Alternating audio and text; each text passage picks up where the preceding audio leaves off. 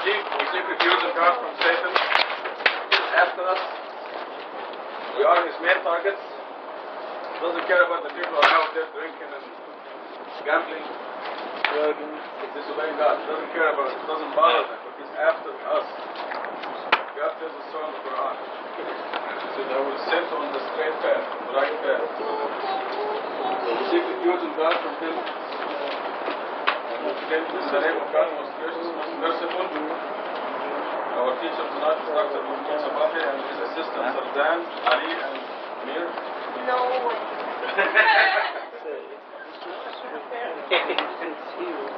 And we started with Surah 97. No, sorry. 95. Okay, I was just checking. I was just checking. Their assistants are on the wall.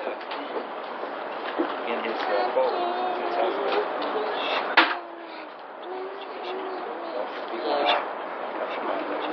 Very.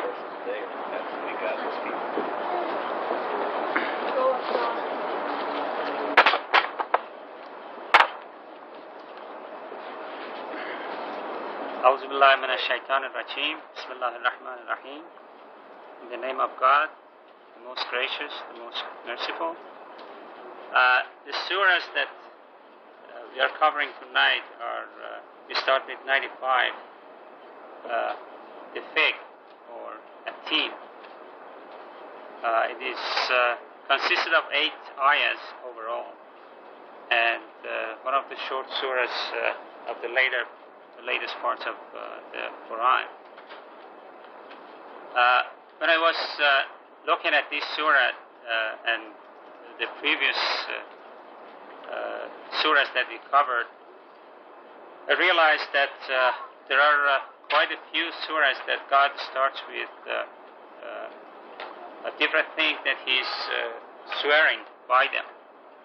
And I tried to see what are those, and thus far they have covered up to Surah 93, which was the forenoon, which is the ones that God starts with by the forenoon and then by the night.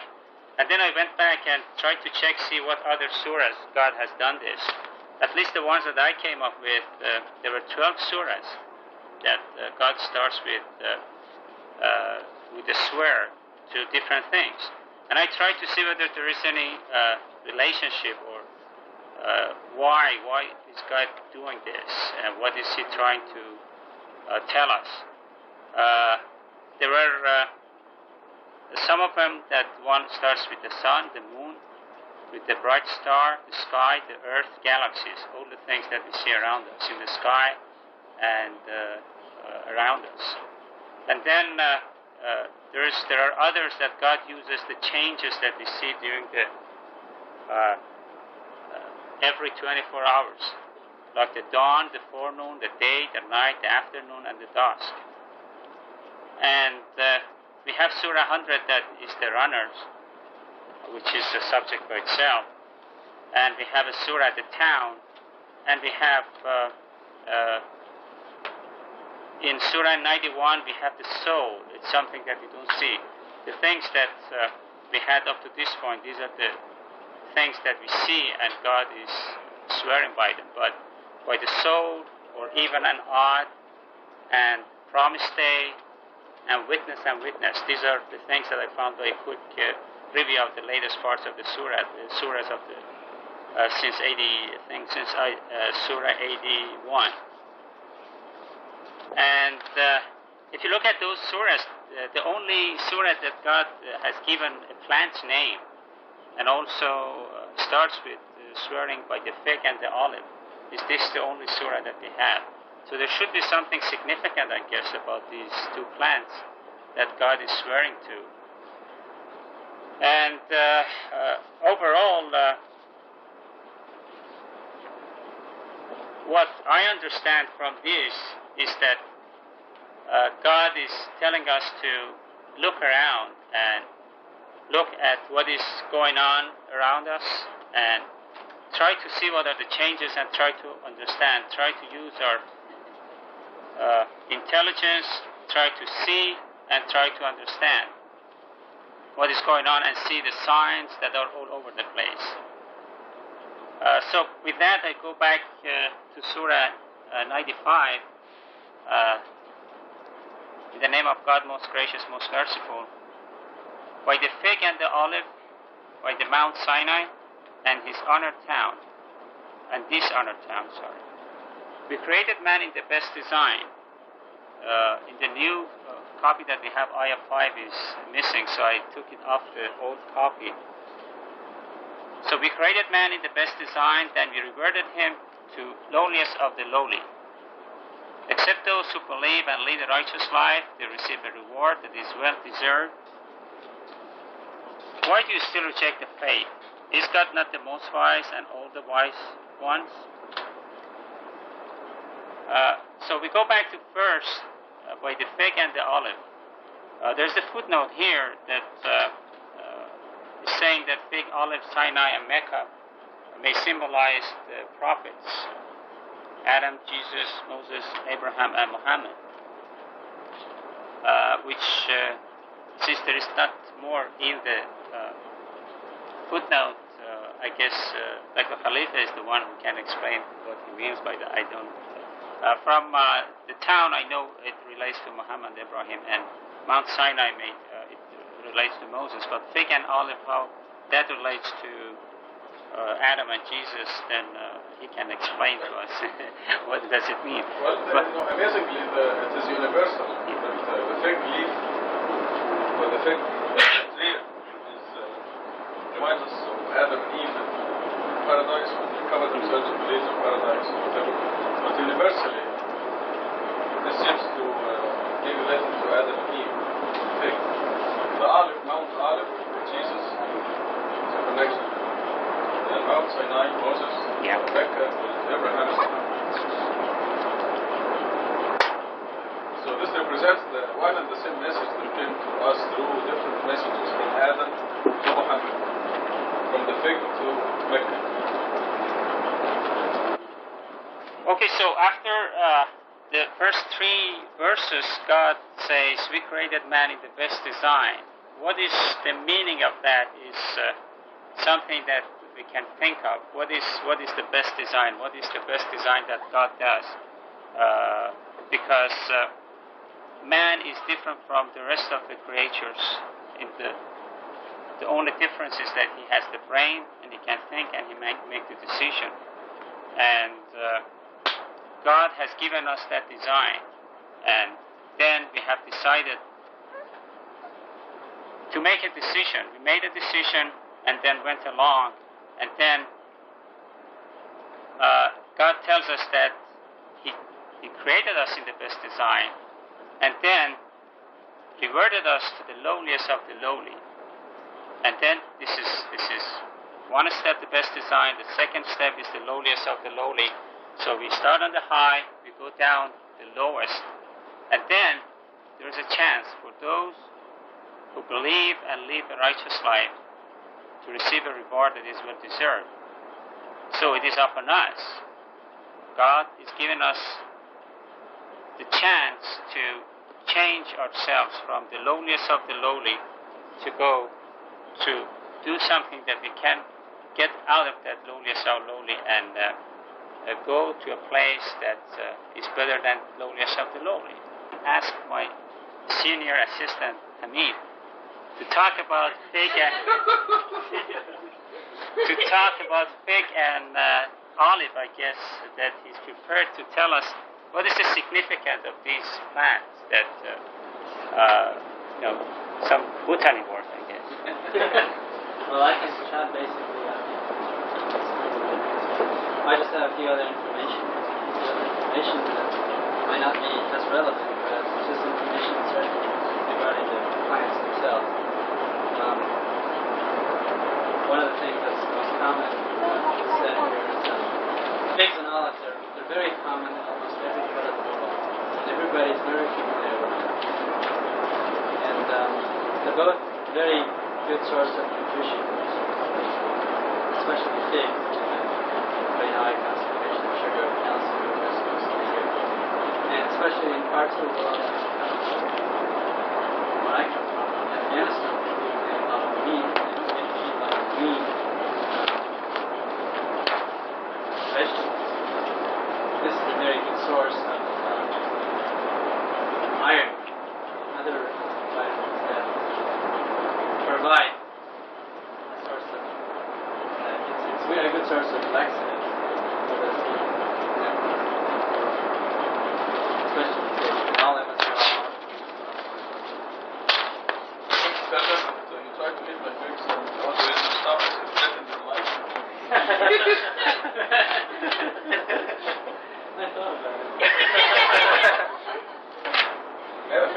the sweetest things in the world. Right. We'd walk by and saw the fruit, and you read his thoughts. You thoughts those. I tried. Every time I passed by, I saw you standing right there. I had God to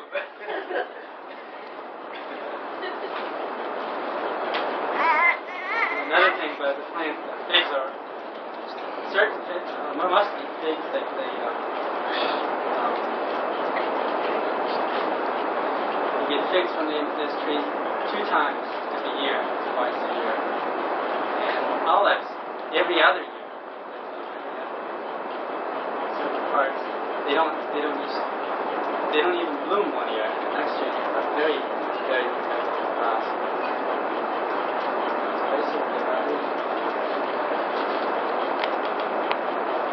Olives are when pollinated.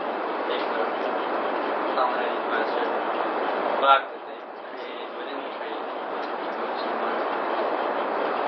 Does everybody know that the olive oil actually reduces in cholesterol? Because Unlike many other fats, all other fats increase with cholesterol. Olive oil actually reduces cholesterol. olive oil contains a lot of the oil in the olive oil is not pure oil. It's not a molecule in it. It's not lipid molecule. Not fatty acids by themselves. They're diluted with other chemicals. Use them. They don't produce cholesterol.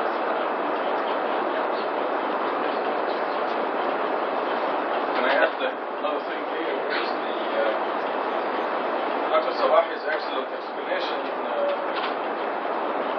that I think touched on the spiritual design, best design. But I just want to mention the physical design as well of the human being, which we tend to take for granted. For example, here is a 44-ounce thirst buster right here. I will try to pick it up with 4 fingers. So God designed it so I have a stomach. So if I design it with just 4 fingers, watch me pick it up, right? How would you pick it up without this? So this is the physical design that God did. No way. There. That's very awkward, isn't it? It's very difficult. We take it for granted that it goes like this. This thumb. Also, we took for granted that you walk on one leg. Did you know that? Huh? At any given moment, you're walking on one leg. Now, if you design something, you will not design it to walk on one leg. You're always on one leg. You don't realize that, but there's some little fluid in your ears that keeps you balance. And if it's messed up, you can't walk. You don't think of that. We take it for granted. That you're always on one leg. When you're walking, you're always on one. And normally, if you think about it, when you design something yourself, you not do something to go on one leg. But this is the perfect design God made for the human being. Yeah? Well, actually, I was going to say that. I should have stopped him. Sorry about that. I thought of something else. Well, he took it out of my words. You took it, yes. Let's see. I am doing that. Actually, when I look at this verse, I think of us being in our souls before we came here, and then He created the best possible way that we would come back to this life. He created us, like He said, fingers and things like that.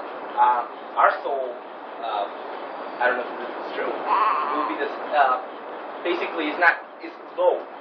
It's lower than what it was before we came here. We started from the ground. It's up to us to make it grow in this life.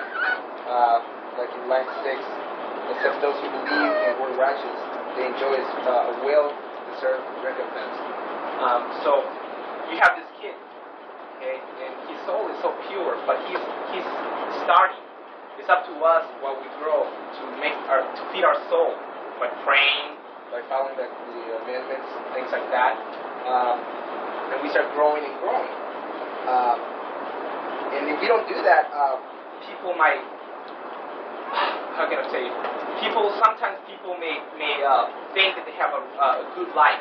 Like some of the people they think that because they're getting money, they have the best. Like for example, some movie stars, they will have money, cars, everything. Their souls don't have anything. You don't know if they have a really good life or not. It's up to us to actually make it grow. But everybody starts from the bottom, so nobody can say, well, he had an advantage. No. Everybody kind of went up, and I mean, it's just when a person actually believes in God, that he sees that there's only one God. Some people might be pushing to some other direction, but for some reason I always see everybody being always before they even turn to that path. I always see everybody stopping in that path where everybody meets, and not being able to see the right path from the wrong path, and just walking to the wrong one. I don't know. For some reason, I just feel everybody, kind of went equal into a point, and they just kind of went their way, and they didn't find the right path. So I feel that it's up to us to actually do it. So, but I feel that everybody starts from a point that God made it that way. That we wouldn't have some lead, and that's life.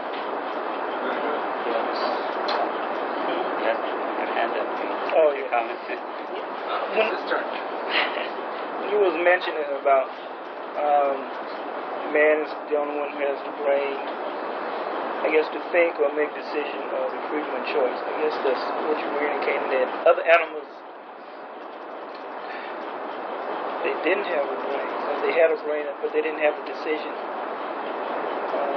the capacity what to think. Well,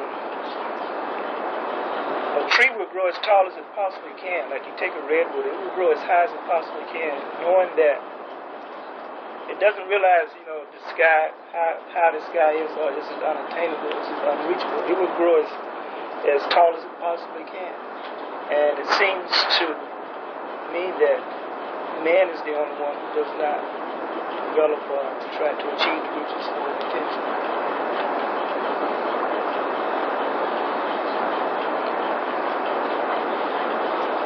Mentioned about something about the olive, the fig tree. The fig you harvest twice a year. How can that be possible? I learn much about irrigation.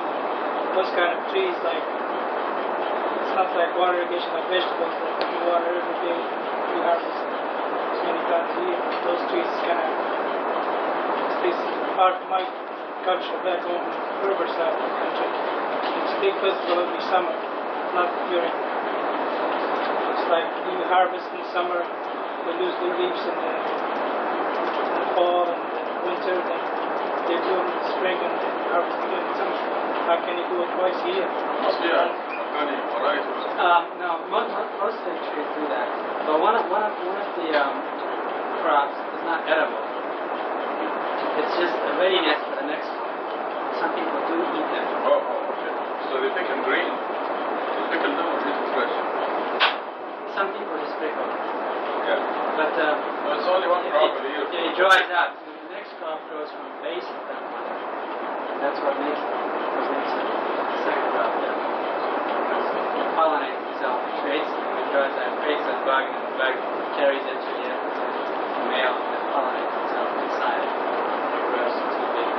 That's the olives, because as far as my understanding, the olives they harvest every year. Every other year. They have got something called alternate bearing. The crop is very heavy one year, very light the next year. So this actually happens in citrus also, but you don't notice it. So you keep harvesting from different trees. This individual trees will do that. But, one tree will be heavy, the next one will be light, and then you alternate the next year. So he's getting into botanical particulars. I don't know about that's what I've read, what I studied. That's what happens. Of course, today with genetic engineering, They can make olives that look like the size of a pear. They can make it all kinds of ways. Libyan trees are not standard.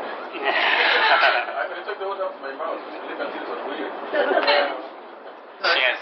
I didn't say all of them. I didn't generalize it. I said in certain places. Yeah, I understand. What I'm saying is, this kind of trees, it's not like water irrigated every day like vegetables, tomatoes and lettuce and all that. Those things, they get water, you know. Almost wild. Yeah. Yeah. It's like they're growing wild. She has. No, she has a question. Yeah. Verse 5, is that about this life, about particular souls assigned in hereafter? From what I understand, it's like chemists like to put things in steps. There are 3 steps. You were first created the best design, which I looked through my notes, and I think there's another chapter that chapter 87. God mentions that glorify the name of your Lord, the Most High. He creates and shapes, He designs and guides. So He says that He designed us the best design. So we were something like the angels. We were the best, like the rest of the creation, among the best. And then, based on what Rəşad has quite frequently discussed, that we made the decision to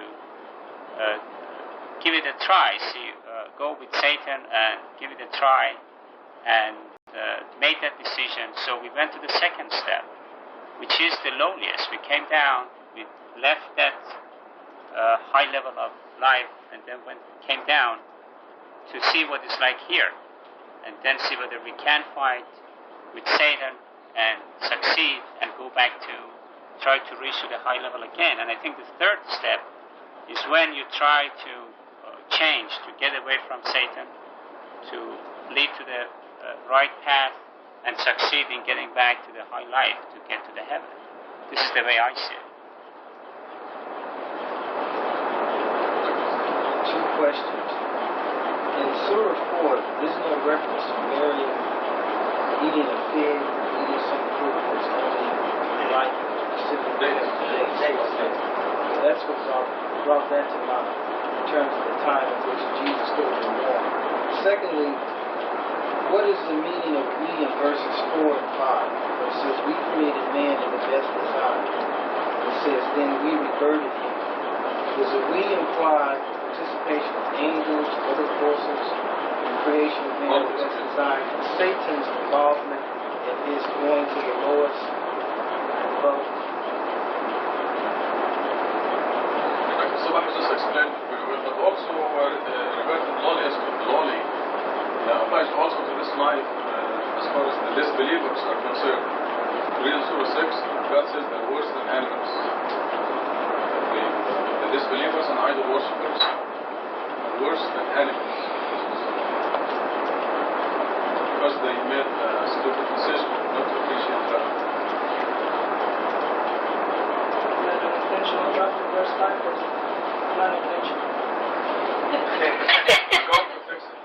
It's a deep fault. You have to blame somebody. We will fix it. We'll have it stickers and we will. I thought it was just for this copy here. Yeah, no, this is actually, I'm glad you brought this up. It's a lesson from God to teach us that the Quran is not the ink and the paper. It's not the physical book. We have a verse number 5 in Arabic dropped out, surah number 2, and verse number 5 in English from this surah dropped out. So we have 2 verses that dropped out by mistake. One Arabic, number 5, one English, number 5, and the 2 false verses were removed. We have mathematical proof that verse 5 in Arabic, verse 5 in English, the other one that dropped out, belong in the Quran, but they have no evidence that the 2 false verses belong in the Quran. Are you following me? There's the evidence on the wall there.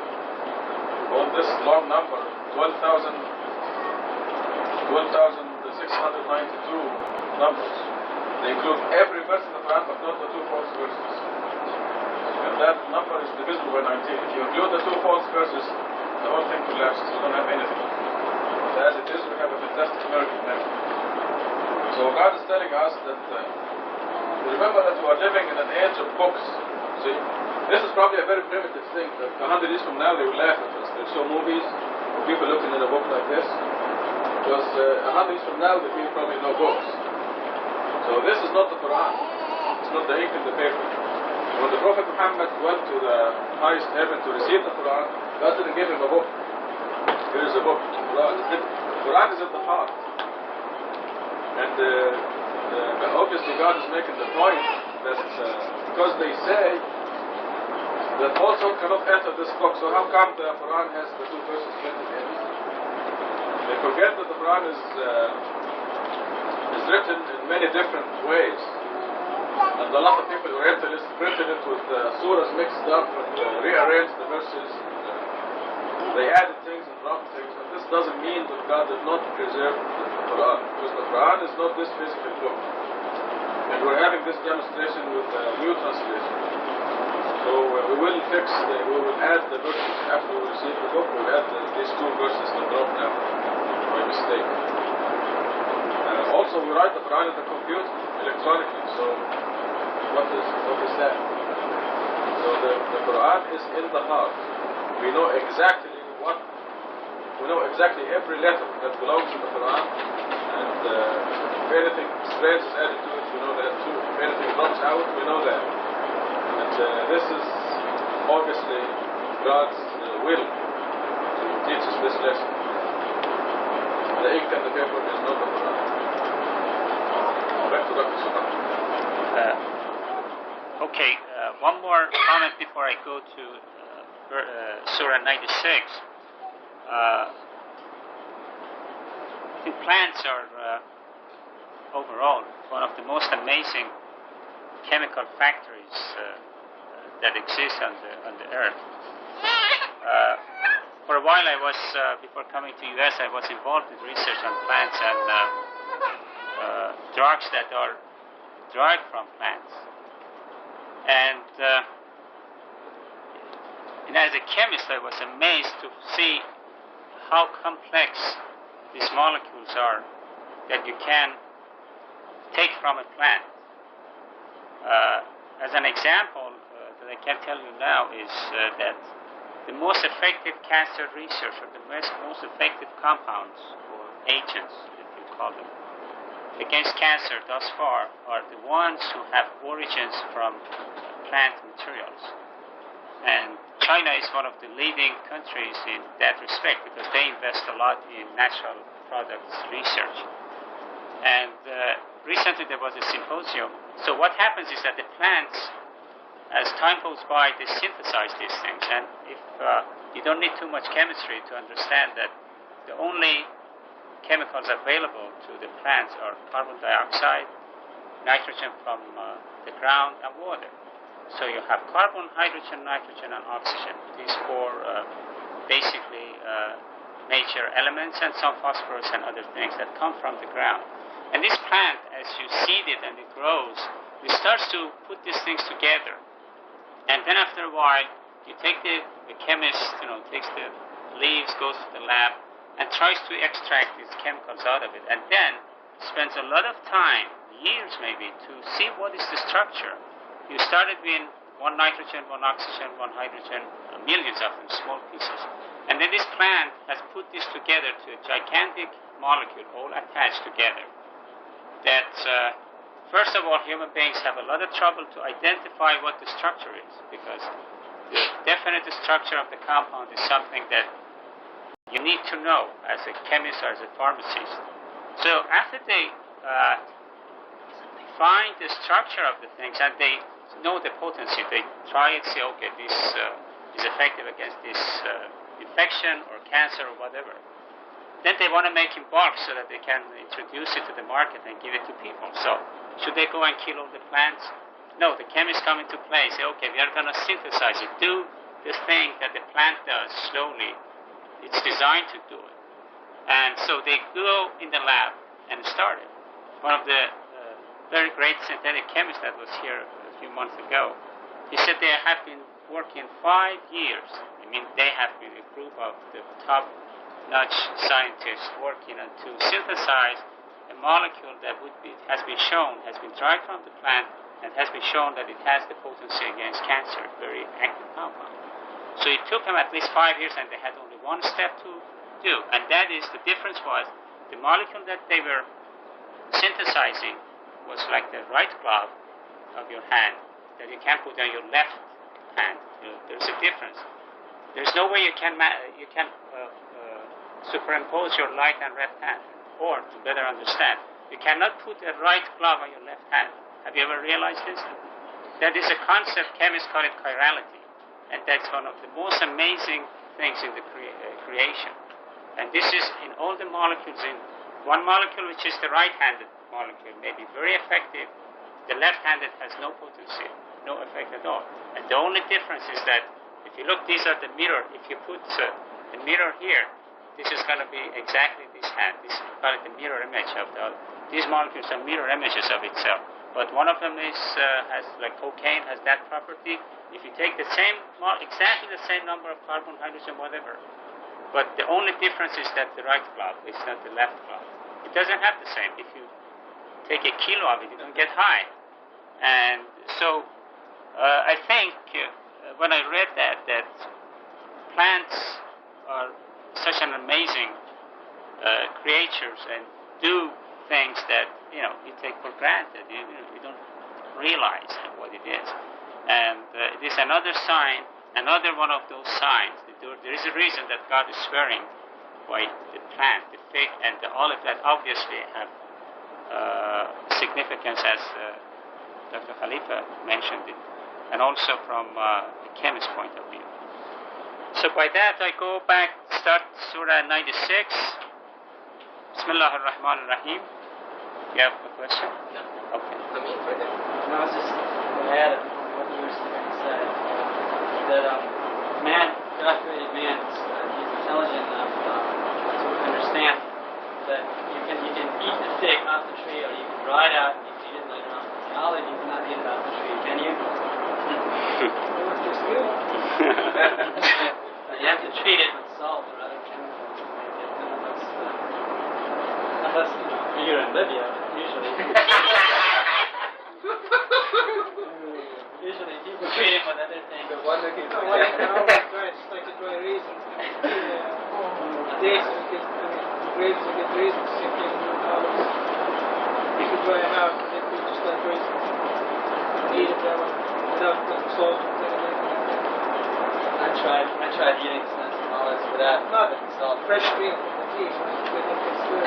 Well, actually, you have excellent varieties in Libya, olives. Yeah. You don't have in Afghanistan. Libya. You have fantastic varieties of olives in Libya, almost Spain. Hey, Robert, you want to say something?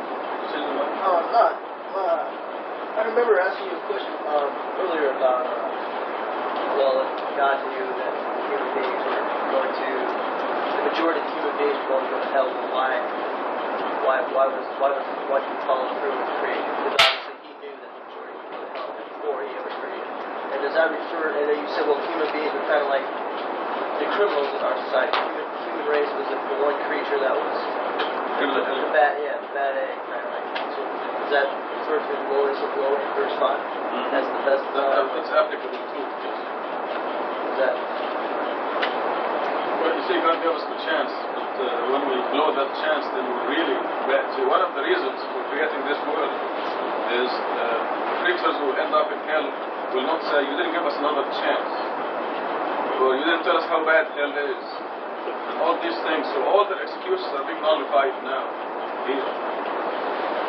So a creature who's given a second chance is really stupid, if he doesn't take advantage of it. If you give somebody a key to a treasure, and he or she throws it away, and then you give him or her another chance, give him the key again and say, there's a treasure in this box, don't throw the key away, go open the box, and they still throw the key away. That's really stupid. So this is lowliest of the lowly. It's worse than animals. I hope this answers the question. Did I get the question right? Yeah, that answered that question. What's the other question? Well, it's just that the same one. Well, God knew that the human race in general was stupid. You know, that they were going to take that key and throw it away the second time. The majority of them were. And then I know that free will it comes in. You know, like you said, you can't have a robot, but I just. The question is. Why would he put us in here carrying humans? Well, okay, you didn't catch my other part of the answer then. Is to nullify the excuses, so they will not say you didn't give us another chance. No, I caught that part. I just didn't understand that human beings are going to suffer for eternity. And him, God knowing this is going to happen, why was it created? He knew, but you didn't. Yeah, but you see, if we didn't have this second chance, and we were thrown in hell, we would say, you didn't give us another chance. Now with the creation of this world, we cannot say this anymore. Because now we know. Yeah. No, still. I think what God was trying to say is, he knew this was going to all happen, why bother creating? Yeah, exactly. Because he knew that, but we didn't know that. No, but why God is all merciful? He's all merciful. That's why he's giving us So the it's No. second chance. I understand that, but God knew that we were going to need a second chance in the first place. You understand what I'm saying? God knew that we were going to go wrong. So why would No. There's so many millions of us who are saved. All the people who died before 40. Yeah. All the people who there's still millions of us who are, so for these relative few, it was worth it to create all this universe and go through all this place. Okay. That answers it. Yeah. So there's still. I mean, think of all you and I. Hopefully, will make it to heaven. And think of all the millions who died before 40. They would have been in hell. But as it is, because of the creation of this universe, they are going to heaven instead. So God's mercy is saving all these millions of people. So the answer was that it's worth it for the few to receive. They're not really few. If you think of it, if you ask Mahmoud Habib, he'll tell you the majority of Somalis are going to heaven. Because they all died before 40. The dictator is killing them before they get to 40. And this is a blessing.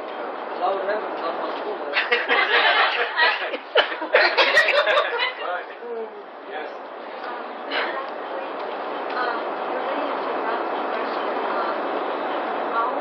Everybody has a reason or purpose for being here.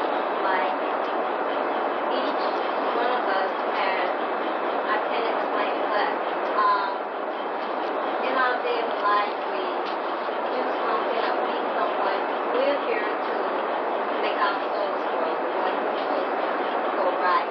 And even a bad person may intervene in our life. They supposed to, because that might help us, but everyone has a purpose. Under all circumstances, yes. Being here. It's just that God created this. If we didn't come here, we couldn't grow anymore. We couldn't, God willing, get out the Lord and I'm thankful. But I just learned to the Lord to, And by His mercy, millions of us are being saved. So would have otherwise gone to heaven. So this seems to satisfy Rabbi. Is that a good enough reason? That wasn't the answer to the question. The one earlier was, so I was satisfied with the answer. I have a question. When we were You can't ask questions. You have to answer questions. I mean, when everybody was over there before we came here, did everybody actually said, when God asked us, when we had in our little corner there, He asked us, do you believe in me or not? Did everybody say no or yes, or everybody say yes, and He knew that they were not actually not satisfied with Him? Well, we said we'd like to see a demonstration. Maybe Satan can do it. Oh, that's what some people say. Let me try to make an analogy with this situation. Let's say that God is on planet Mars. We were all up there. This was a whole galaxy, a whole planet, and we made a mistake. That's exactly what he did. So God said, okay, you guys, you're criminals, you made a mistake, I'm not going to send you to hell, I'm going to give you guys another chance. He put us all on a starship, send us out here, beamed us on planet Earth. He goes, okay, I'm going to give you this body for all of you, for this number of years, and I'm going to test you guys. And after you're done with this body, you dispose this body, then you come back to me, and I'll look at what you've done. So those who redeem themselves will come back and join the kingdom. Those who don't want to go and join the boss.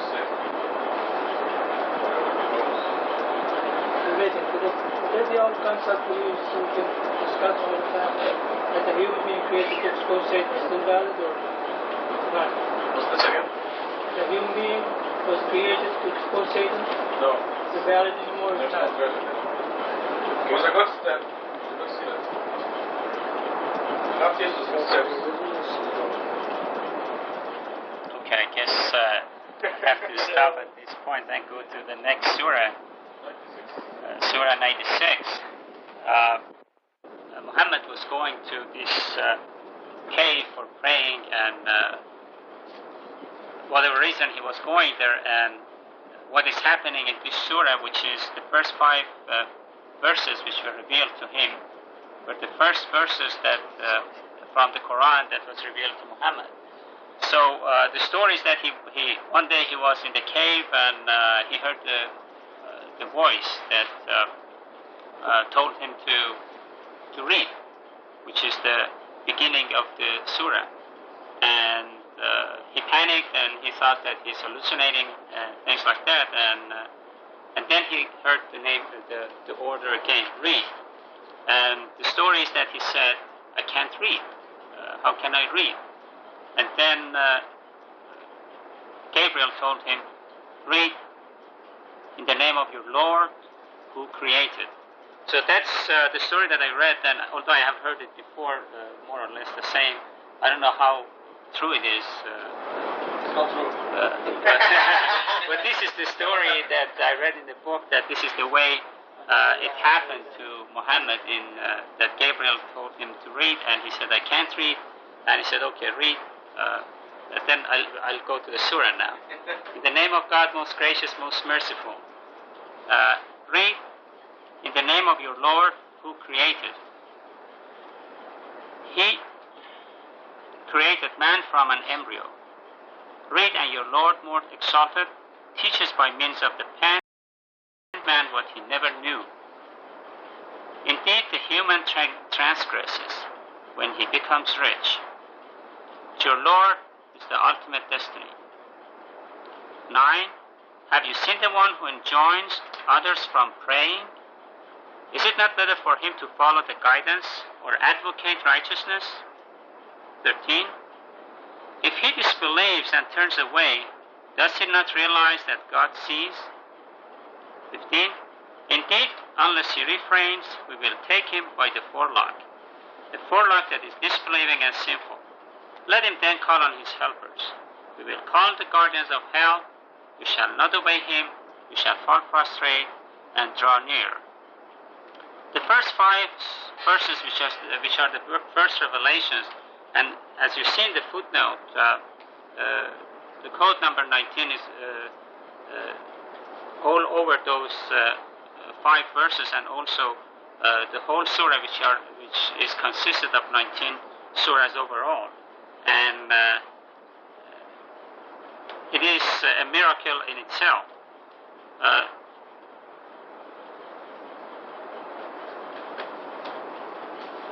God tells Muhammad, read in the name of your Lord who created. He created man from an embryo. Whatever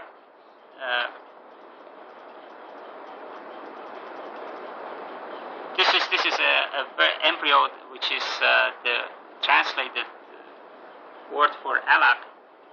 People have used this in different ways. The way everyone to his own understanding of maybe the universe, the biology, or whatever it was, or whatever help he got from God in understanding Quran, they have defined it or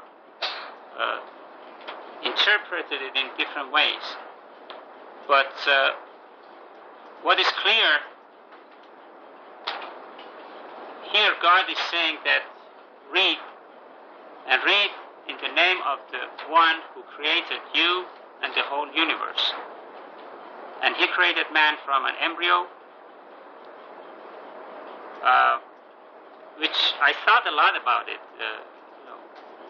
What does that really mean, the embryo? Is that really the physical meaning of the formation of the embryo in an animal, human beings or any animal, that leads to creation of a human being or a new being, or it does refer to anything else? I couldn't come up with anything else unless we get something else from the Khalifa. He's referring to Muhammad and us. If we limit this surah to the time, that's one problem that exists, is that since this was revealed to Muhammad, everyone tries to interpret the surah to exactly the same time and what God meant at the time. But since this is the book which is for all times, then at any time of history, that I think people can understand it in different ways. And if you stick with the facts that you knew 13 or 1400 years ago, or you didn't know a lot of things as science moved on, then you get yourself into trouble. But what it means is that God created a man from nothing, something that he knows how he does it, and from nothing that was nobody else can do the same thing that God is doing. And then in verses 3 to 5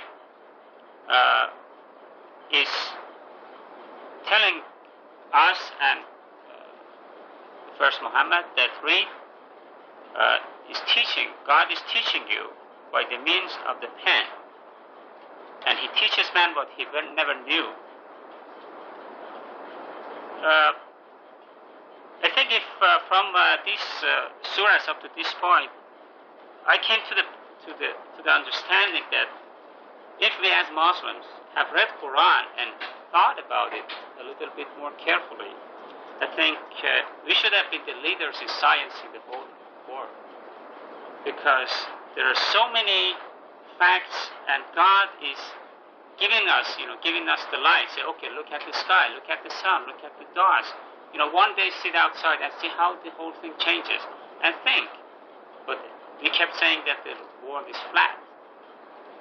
And then it tells us about the plants. It tells us about how beings are created, and it tells us that he's creating man from an embryo. So we took it as, okay, this is God said so don't worry about it. And then says, read, and your Lord more exalted, he teaches man what he never knew. So if you don't read, that's what I tell Ali all the time, read your books, do your homework. If you don't read, you never know what's going on. But it is true that a very simple explanation or understanding of the ayahs that I have is that you start reading, God is going to help you and teach you. And also, God teaches by means of pen. It has some other, some other thing in it, that people who are dealing with pen have a very great responsibility, because those are the people who can have a great effect on a lot of people who read. So you can't write something that you can mislead. You can't write something that you can lead people. And I have seen that very clearly in the after revolution, or before revolution, but as far as religion is concerned, after revolution, our country, and a simple thing, a simple one sentence or one paragraph, how that simple one written document can change the whole nation, change the whole affect the whole the life of the world, and that is another indication that God is teaching you by the means of the pen, and He teaches you what you never knew, but you have to be a little bit willing to put in a little bit hard work to work on it, and then God helps you. And I think I'll stop at these first 5 verses and let.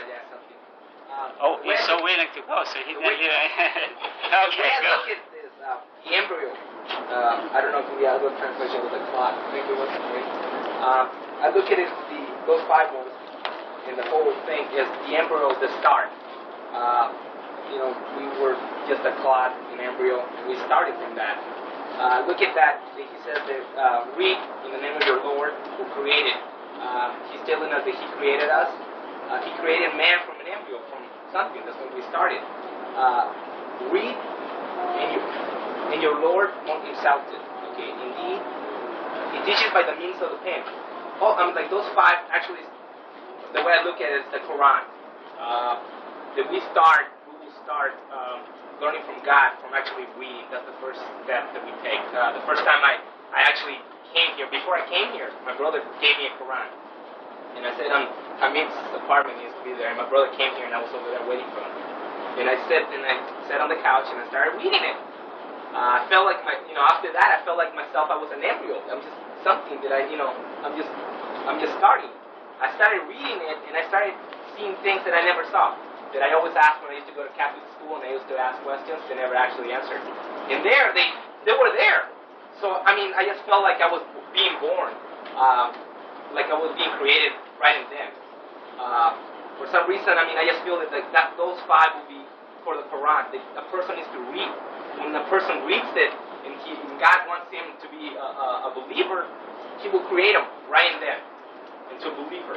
He's no longer a normal person. I was no longer a normal person. I feel like I'm something, but I'm here because of something.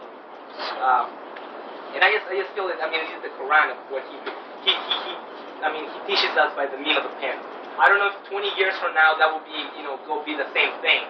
Then they can put you in a computer and it will be in a computer. Right now everything is written down, and that back then it was written down too. I don't know. It was before. So I think that's what it means. What the Quran said. The one reads it, and one is born right then. That's what I have. Okay, inshallah. Let me ask you a question. Allah. Isn't it closer to the meaning of the clot than the embryo?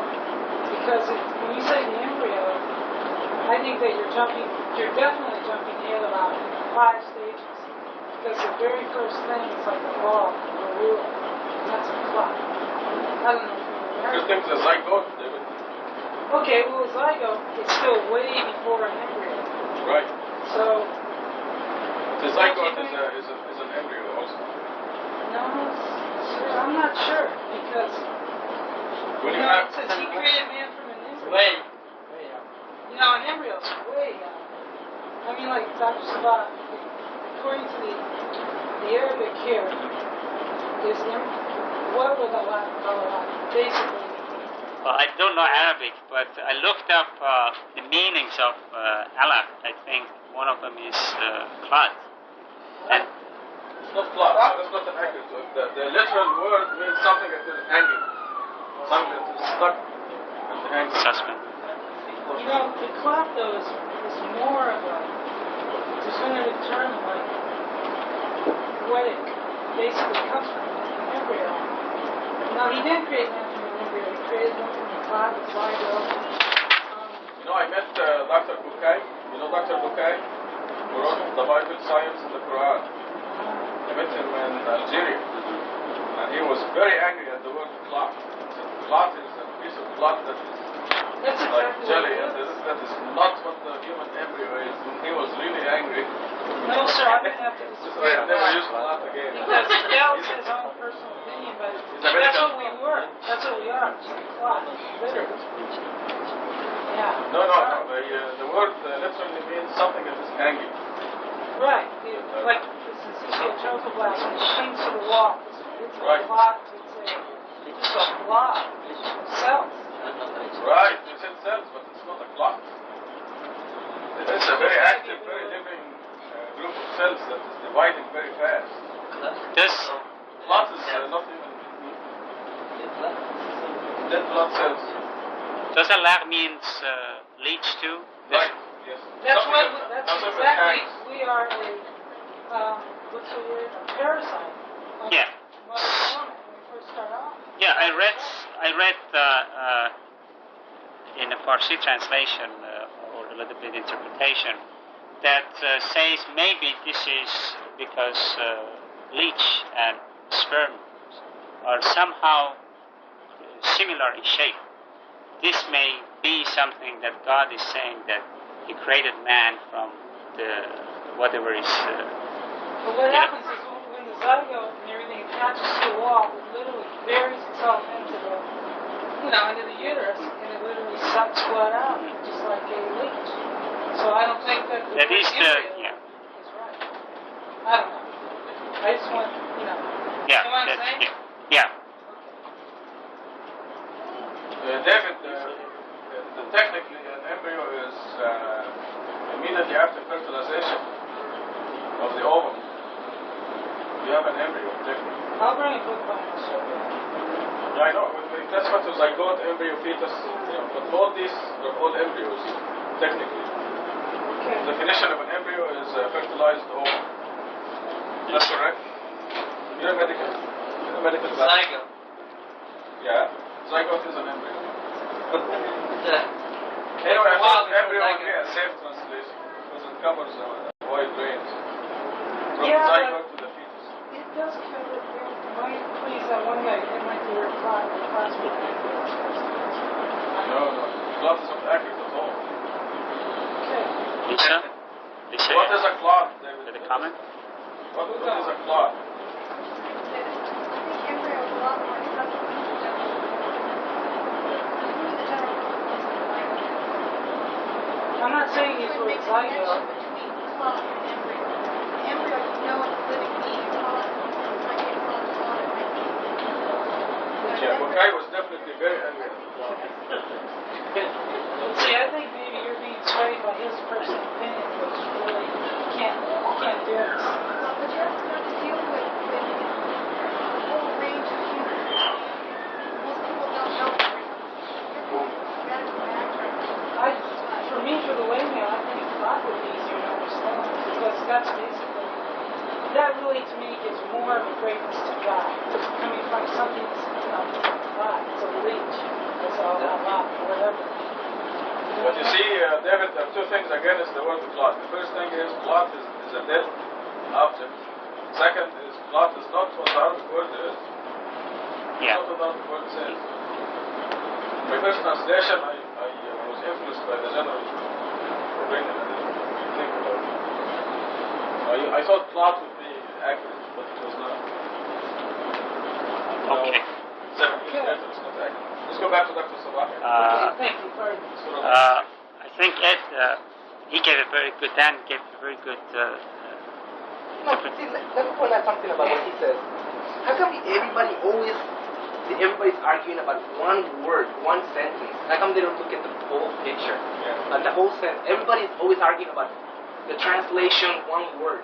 One word doesn't mean anything. It's the whole picture that is given. Then why was there a need to make a second one of these? Well, because it's in the translation of a better way. But if you look at clot or embryo, the way I look at it, even though if it's the same, I mean, it would be clot or embryo, I look at it the start, I'm something that looking we at were the there. big picture. The whole picture is a I'm collection looking of at words. the big picture, but I'm also looking at,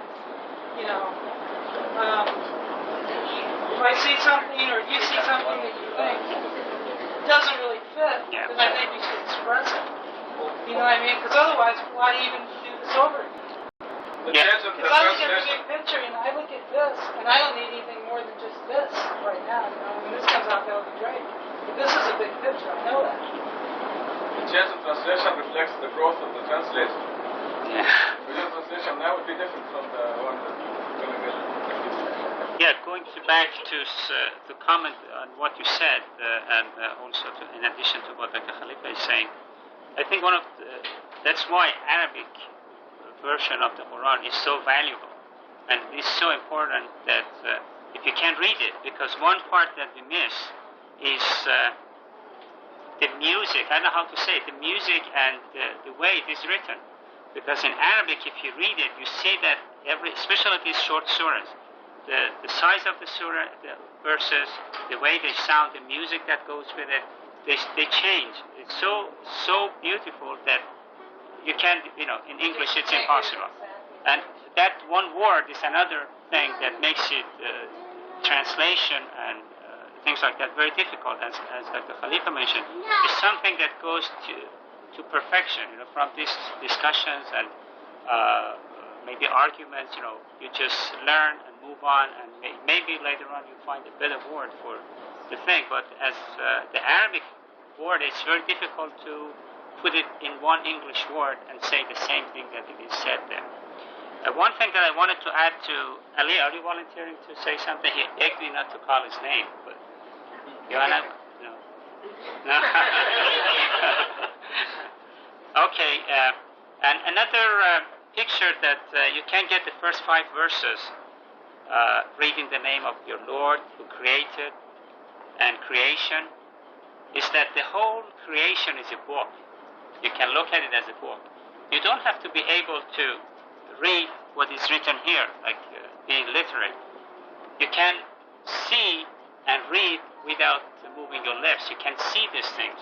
So God is, that's what makes it so beautiful, that even for people who can't read, if you hear it, and then, or even if you don't hear it, if you are willing enough to look at the things that is God telling you, He's telling you that He created, and He created these things. So the whole creation is a big book, huge book out there that you can go, read it, and understanding. There are a lot of things that you read from science. That's what a lot of scientists do. They don't see a lot of things, but they read it, as you say in English, you read between the lines.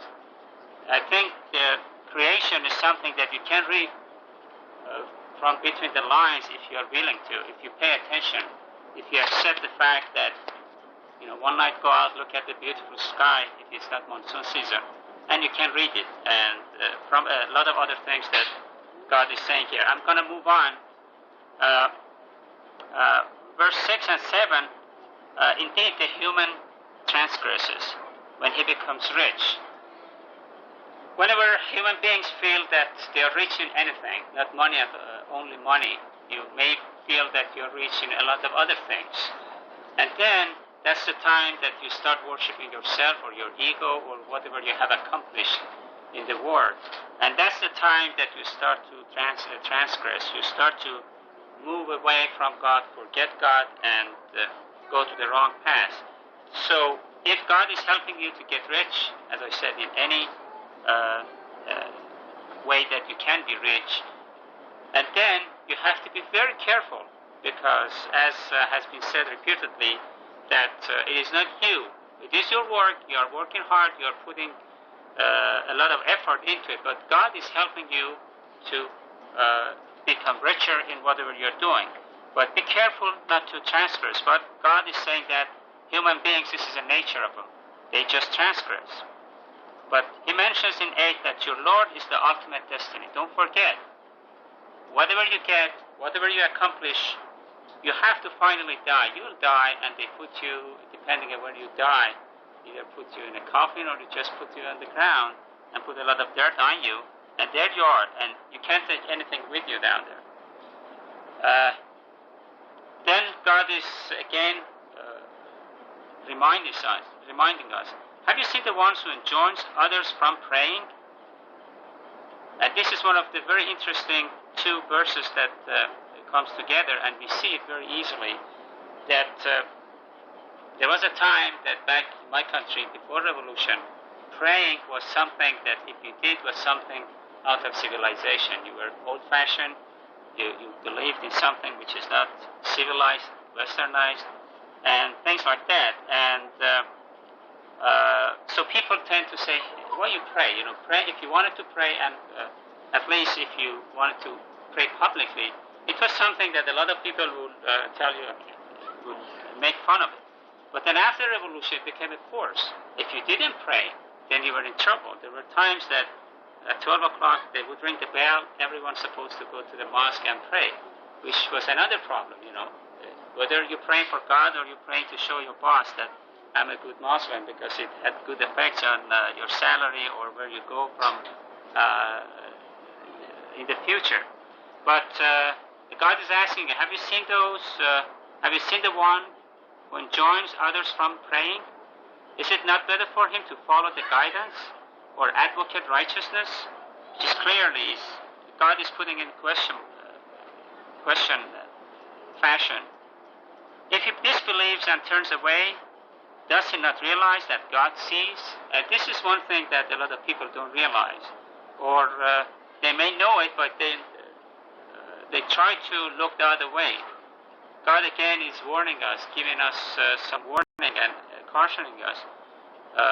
Don't you think that God sees all what you do, and either whatever you do is wrong, he sees it. And then in 15 it comes, God is getting tough. Says, indeed, unless he refrains, we will take him by the forelock that is disbelieving and sinful. Let him then call on his helpers. We'll call the guardians of hell. We shall not obey him, we shall fall prostrate and draw near. So, in these last 5 verses, God is telling us the story of the people who go the wrong path, and God is telling us what he's going to do with those and how they are going to suffer in the future from what they do wrong, and they don't choose the right path, which is the path of righteousness and the path of God.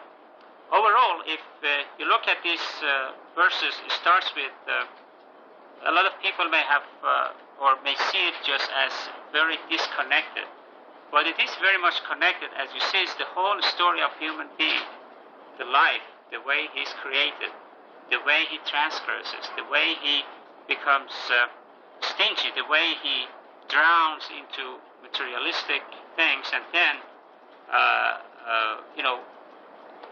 goes away from God's path and becomes astray. And then God is warning us at the end of the surah that don't do this, do whatever is required of you to do, and don't follow the crowd, as has been said frequently, and try to stick with what is right, which is in the book, in Quran, and follow him only.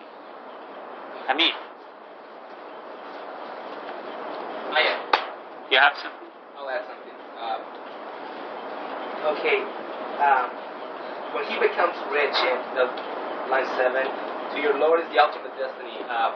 Those lines actually remind me what Dr. Khalifa keeps saying. So when you wake up every morning and after the day comes by, you actually think, what was the first thing, the thing that you most thought about during the day? If it is yourself, for some reason, humans tend to always look at themselves. When I came today, I missed work. Somebody's working for me right now. And they say, how come you come late from your breaks? How come you're always praying? How come you don't work and get money? That's much better for you. I said, well, you think that would be much better for yourself because you don't know what you're saying. But I think for me to be there and praying, it would be much better for me. They always look at always the money themselves, always buying nice cars, buying nice clothes, even though they don't even know that they're like the poorest people in the world. People actually see that. Plus, when they see other people praying and things like that, they make fun of it. Some people, they feel that they're more inferior. Right now, for some reason, church, even though people might say it, it's like going down. The new generation always looks at churches, praying, I'm not going to get anywhere with it. They go and try to, go to college and try to become lawyers, and they never want to see church ever again. I mean, and right here he's showing them that that's stupid. You have to actually do your soul. Then you because you did that, God is going to give you everything, and you're going to become whatever you want. Any other comments? We have 2 more minutes, I guess. Any other suggestions? This is a very, we didn't have enough time, but it's very important surah, and I definitely urge, I wish somebody could read it in Arabic, because it is beautiful. I know it is a privilege, people who know Arabic, because I don't know Arabic. I can't read it, but I don't understand it. But doesn't matter. You are right. no, just the way. Comfortable and extraordinarily excellent, literally, very enjoyable. But God says to the believers, it doesn't make any difference. So I guess we will close tonight, and we will have a number of fatihas to read. Today is August 4th, and we finished Surah 96. Next Friday is August 11th. Inshallah, we'll finish maybe 97, 98, 99, 100, up to 105, let's say. Following Friday is August 18th, and we should finish the Quran then. And the Friday, August 25th, we have the new translation with us to start the Fatiha. So we have to plan it this way. That next week, inshallah, we finish up to Surah 105, and we have to help our teachers to do that. And the following Friday on the 18th to finish, so that we start the Fatiha with the new translation, inshallah. So our teacher next week will be Dr. م.سەباحی and his assistants, Dan. Okay. That's so good. Did a very good job. Let's read Dan. Inshallah. Yes.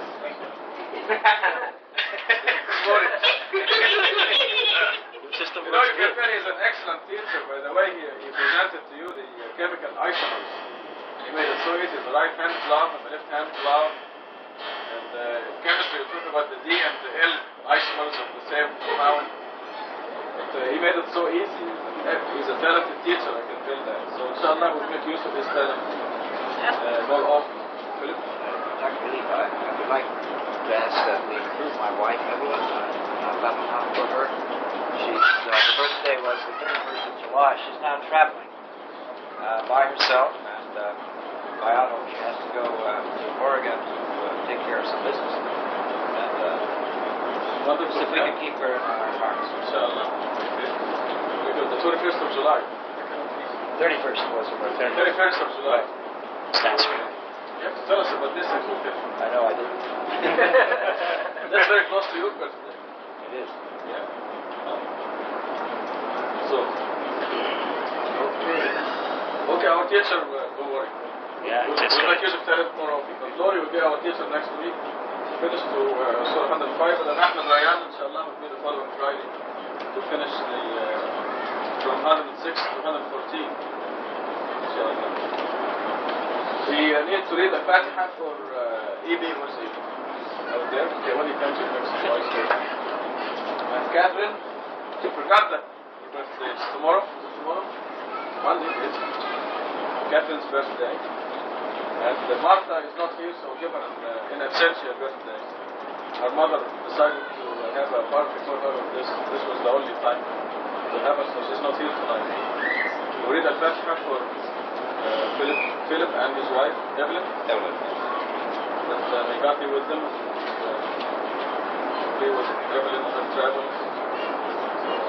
Then read Al-Fatiha for Maryam. She wants to offer thanks to God and to her father because of blessings that she were overdue, and because of Tupac and Maryam, they're so sincere and God loves them, so He showered them with His blessing. This should be a Fatiha of thanks. So for Abib, son of Mahmoud Abib, and Linda Abib, and for Catherine, Colton, birthday, for Martha's birthday, for Philip and Evelyn, for Maryam, we tend to God, and for all of us, whatever your dearest wishes in your heart, you ask God and He will hear you. Al-Fatiha. Bismillahirrahmanirrahim. Alhamdulillahi Rabbil Alameen. الرحمن الرحيم مالك يوم الدين إياك نعبد